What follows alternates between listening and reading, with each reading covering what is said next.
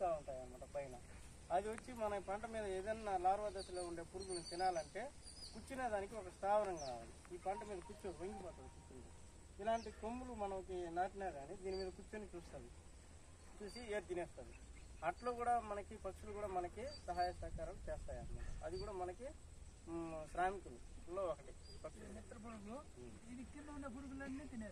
అది పరాణజీవులు పరాణభుక్తులు 2 రకాలైన ఉంటుంది. అంటే శత్రుపులు తినేవి మిత్ర పురుగులు ఉంటాయి. తూనీగలు వచ్చి మామూలుగా గుడ్లు తినేస్తూ ఉంటాయి, పెట్టే గుడ్లు తూనీగలు తిరుగుతూనే ఉంటుంది. అలా ఇది కూడా మనము ఈ పద్ధతులు కూడా మన పొలాల్లో ఆచరించాలి. ఇది కూడా మనం ఖర్చు లేకుండా చేసే పనుల్లో ఇది ఒకటి.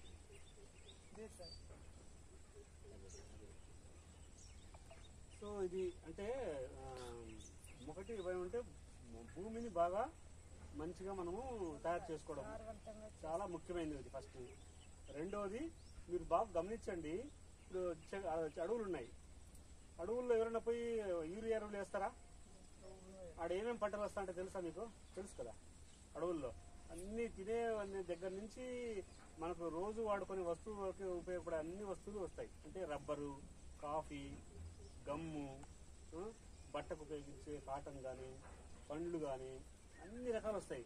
మరి ఎందుకు అడవిలో ఎవరు యూరియా వేయరు కదా? ఎందుకు మరి వస్తాయి ఆడ? అది సహజంగా దీనికి ఆ శక్తి ఉంది, భూమికి ఆ శక్తి ఉంది. కాబట్టే మనం దాన్ని ఉపయోగించుకోలేదు ప్రాపర్గా, ఇంకా సరిగ్గా ఉపయోగించుకోలేదు. కాబట్టి మనం రకరకాలు అన్ని బయట తీసుకొచ్చి కొట్టి భూమిని అంతా గట్టిపరిచేసినాం మనం. ఇప్పుడు మనం మళ్ళా దాన్ని పాత స్థాయికి, అంటే ఇప్పుడు ఈమె ఉంది, ఆమె ఉంది, ఆమె చిన్న పిల్లలప్పుడు ఎట్లా భూమి ఉండిందో అట్లా స్థాయికి తీసుకొస్తే మళ్ళీ మనం మంచి ఆహారం తినేకి వీలవుతుంది. ఇప్పుడు మనకు అన్ని రకరకాల రోగాలు వస్తున్నాయి. పొద్దు ముడికి మనం లేచి డాక్టర్లు తిరుగుతున్నాము. సో కారణం ఏమంటే ఇదే కారణం. మనం తినే ఆహారంలో ఏం లేదు,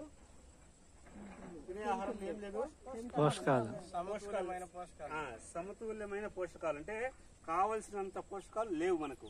సో దాని నుంచే మనము నానా రకాల సమస్యలు పడుతూ పిల్లల దగ్గర నుంచి పెద్దవాళ్ళ దగ్గర నుంచి పుట్టిన వాళ్ళ దగ్గర నుంచి అందరికీ సమస్యలు రోగాలతో సహా బాధపడే పరిస్థితికి వచ్చినాం. సో దీనికి ప్రధాన కారణము మొట్టమొదటిగా మనం తినే ఆహారమే. సో తినే ఆహారాన్ని కొంచెం బాగా పండించుకోవాలా.